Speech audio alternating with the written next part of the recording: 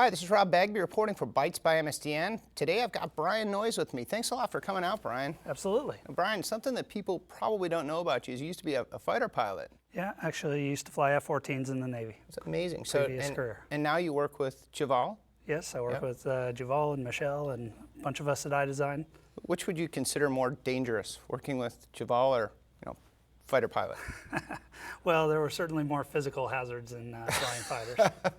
Right on. So you've been working with quite a bit with Azure lately. Yep, mostly the .NET Service Bus side of things. Excellent. So what are some key scenarios or some scenarios that your customers have faced, that those problems that you've been able to solve with the Service Bus? I think a lot of people approach the Service Bus and they're not quite sure how it helps them. If you just look at a client connecting to a service, people think about enterprise scenarios and they're like, okay, we've got our data center, we're just going to expose HTTP and we can do that already. It's not that hard to get a client to talk to a service.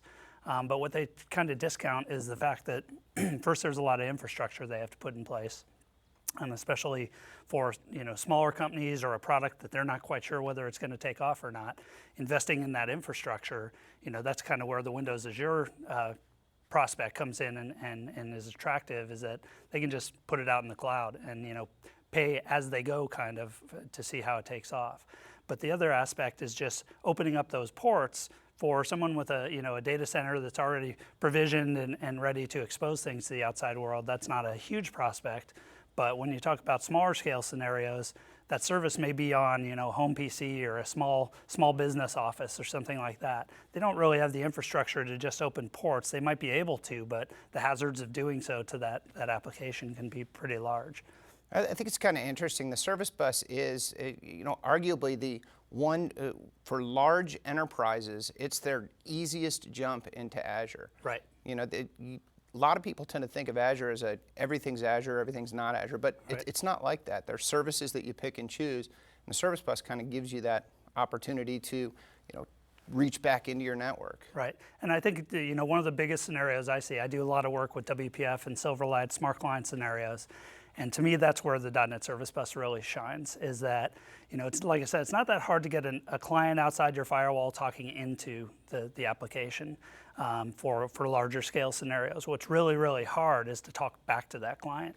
So it forces you into scenarios where you have to do polling from the client to say, do you have anything for me? Do you have anything for me?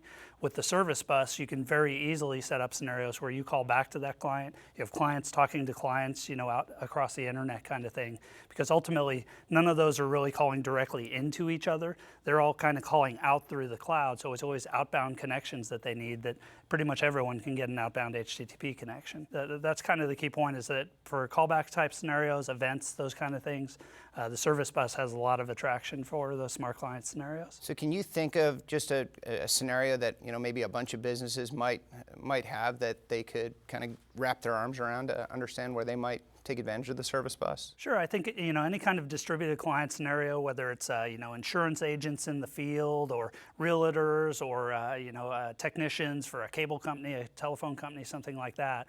Most of those people have some sort of dedicated application they're working with on a PC-based device, and not necessarily even PC, since the cloud kind of democratizes things and supports multi-platform. But they can have this device out there, and like I said before, it was always call back for information, call back for information. Now you can actually push real-time information out to those devices, redirect the technician to a new service location, that kind of thing. And it just simplifies the architecture quite a bit to do that kind of thing. Oh, that's great. I really appreciate you coming out here and talking with us today, and thank you all for watching.